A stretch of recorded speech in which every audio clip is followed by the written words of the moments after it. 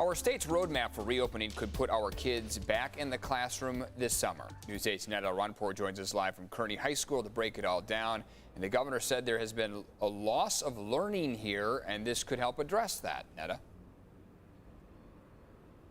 Yeah, good morning. So, of course, we are now entering week 6 of the stay-at-home order, and this has parents and students dealing with distance learning, and the governor acknowledging, because he, as a parent of 4, does say that learning appears to be getting lost in the midst of all of this, and he wants to try to avoid that. So he's talking about the possibility of starting the fall school year as early as the middle of summer. We are considering the prospect of an even earlier school year into the fall, as early as late July, early August. We'll be focused importantly on making sure that the environment is safe for kids, but also safe for teachers. On the log.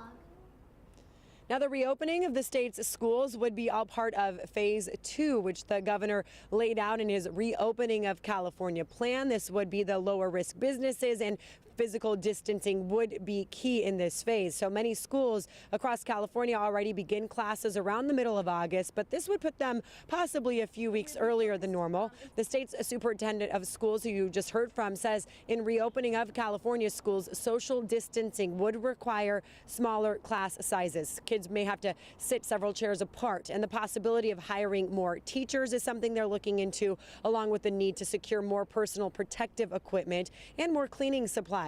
Superintendents around the state were surprised to hear this, and many said they'll adjust accordingly. Parents are also reacting to this news.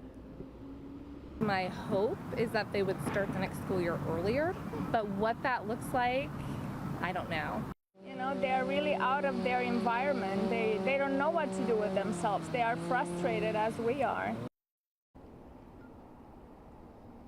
Now, during his previous COVID-19 updates, Governor Newsom did give possible scenarios for reopening schools, saying students can be staggered on different class schedules. Schools will need to revisit if and how they will hold assemblies, recess, and PE. And the schools and playgrounds would need to be deeply sanitized. So, of course, at places like here at Kearney High School, a lot of these families, the students, the teachers, and staff are anxiously waiting for more details. All of this still in the very early stages of the governor's announcement. He says, of course, there's going to be a lot more to come here as he talks to superintendents and school staff members to just kind of lay out the best plan. But he does say these changes are critical because, of course, we're talking about the future generation here.